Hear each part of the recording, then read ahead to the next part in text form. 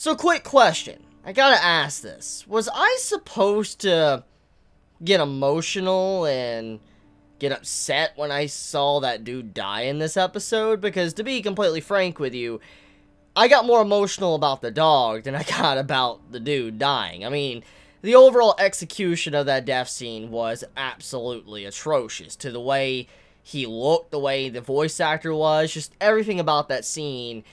It didn't hit any emotional, I felt like, buttons in me at all. Like, I was like, really? Like, he's dying? Okay, I don't really even know who this is. I don't have any connection with him. And even if I knew who this is, I don't really grow that close to a character unless it's done really, like, properly. But on top of that, though, Albus as a character, I'm not the biggest fan of Albus. Even though he's not as annoying as he was, I'm still not the biggest fan of him. So even if I'm supposed to feel sorry for him, I don't, because I don't care that much about him as a character as well. So, if that was supposed to make me feel upset, then I must be heartless, because I didn't feel anything. Like I said, I felt more for the dog, you know, having to go travel to the children, all that. I felt sadder about that scene than I felt when it came to the dude's death, which, I don't know, take that where you leave it. I mean, I don't know how anyone would feel about that.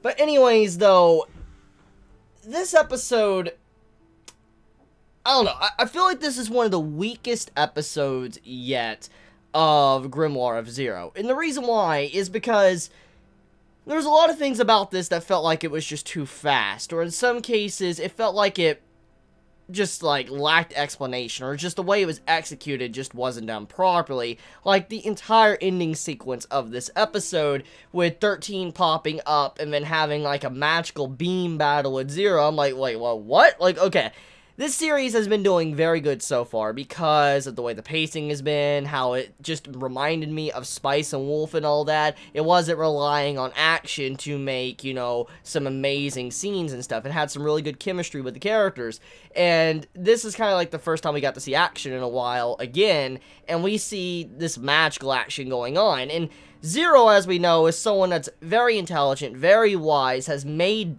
this book of Zero, like the book of actual Zero, and she should be very capable of doing some crazy stuff. But the magic she decides to use in this episode is beam magic to fight 13 off, like a Ki Blast battle in Dragon Ball, and it results in them raising their voice like, ah, and all that. I'm like, are you serious? Like, of all the abilities most likely you have, and even going as far as to explain certain magic throughout this episode towards the beginning, I was like, couldn't you have used anything else besides what you were doing with the Beam Blast battle? Like, it just felt very, I don't know, it didn't feel that good to me. I was just like, I'm not that interested in this type of battle. It's not something that really interests me.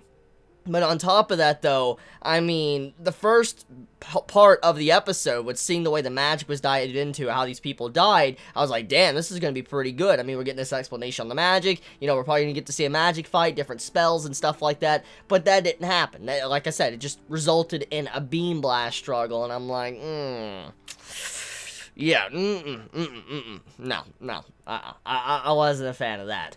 But then let's also talk about the fact that this episode, also, the way 13 is as a character, I don't know how I feel about him as well. I mean, his design, he's very stereotypical design. He seems like more of a background character than anything else. That's kind of what he reminds me of. He's like one of those characters you would see in the background that's just drawn for, like, you know, maybe a scene, and you don't see this character ever again. Like, that's the type of character he is. He doesn't look like has anything interesting to him at all. He seems like he's like the stereotypical villain, but at the same time it seems like, you know, he has this connection with Zero. Like, for instance, it seems like he might have an attachment to her, because when, you know, Mercenary is like Zero and all that, it's like 0, 0, 0, 0, and he was just saying that over and over and all that, and he doesn't like that. It just shows he had, like, this attachment to Zero. So, just the way his character design is so far, to his personality and all that, he doesn't have anything really going for him. I'm not really that invested in this villain at this time,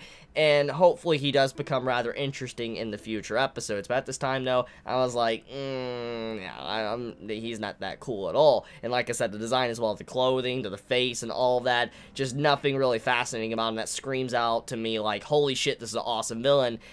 I don't really get that from him at all. Now, I do want to point something out, though, is that the names are obviously something. I mean, we have Zero as our main female character, and then now we have, you know, this dude called 13. So, because of the numbers and all that, we could assume that there's probably an in-between here. For instance, you know, 2 to 12 in terms of probably people throughout, you know, the entire world. Because as we know, Zero was a student and all that. She was learning in the caves. She did have a teacher, so most likely there's a bunch of students. Probably the Zero, like the name they got, references like their number of when they probably got to the cave and was learning or whatever. I have no idea. But basically, obviously the name shows that they're connected. So there's probably going to be other characters that are introduced in the series, maybe like, you know, 2, 3, 4, you know, stuff like that, that most likely is going to pop up because of their connection and whatever past they had to live. So yeah.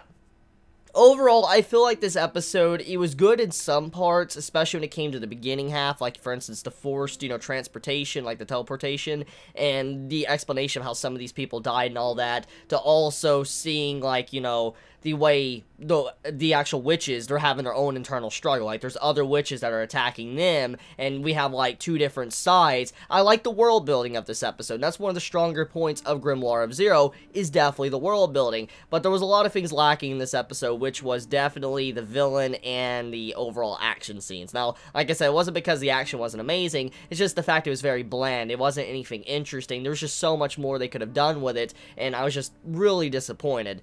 So, tell me your thoughts in the comments below. I mean, how do you feel about this episode? It was okay, but like I said, it was one of those weaker episodes. It doesn't mean that I'm going to drop the series, but it's just like, it was definitely one of those episodes is like, okay, so this is one of those episodes to where it kind of trips on itself, and then it's probably going to pick itself back up again, or it's not. We'll see where it goes. So, let me know your thoughts in the comments below. I love you all so much. Please be safe. Chibi out.